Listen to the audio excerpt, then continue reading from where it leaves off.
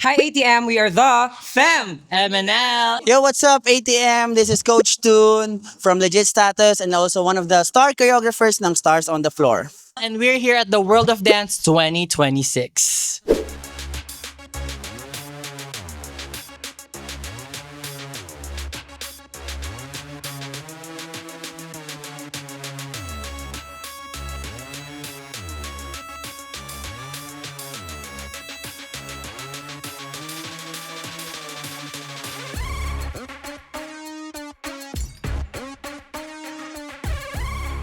It's always a blast, especially, of course, whenever they say the introduction of our group.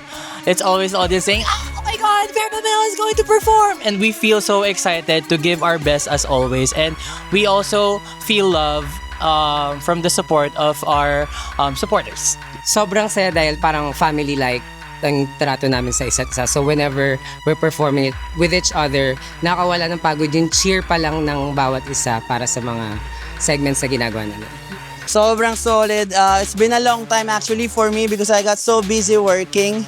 Of course, alam natin yan, sa Stars on the Floor, medyo sobrang dikit-dikit yung schedule and everything. Pero sobrang sarap na makasama ulit yung family ko, of course, Legit Status. And sobrang nag-prepare lang din talaga kami ng mabuti and talagang binuhos namin lahat for our audience and for the parents and for everyone na nanonood.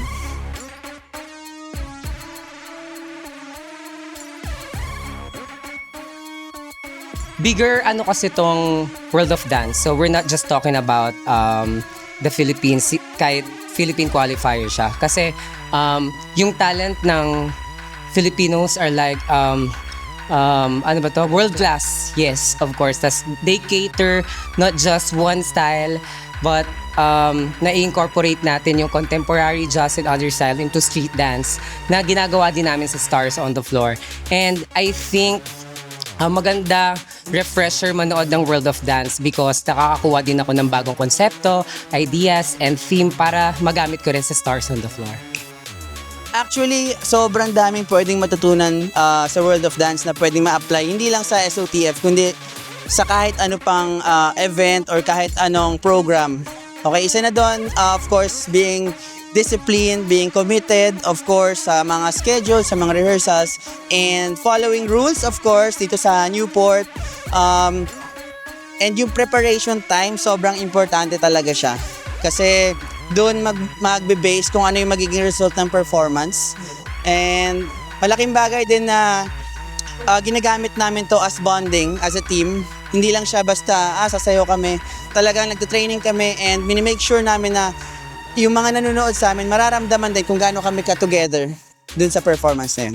And thank you for watching ATM, and don't forget to support our coach Jim Loy of Van MNL. Guys, may marami po siyang pasabog. Actually, kasama po kami sa next. Char lang. Ayun guys, thank you so much for watching. Abangan nyo palagi every Sunday 7:15 PM sa GMA Network, Stars on the Floor. Abangan nyo lahat ng inihanda namin para sa inyo. Sobrang magugulat at matutuwa kayo doon.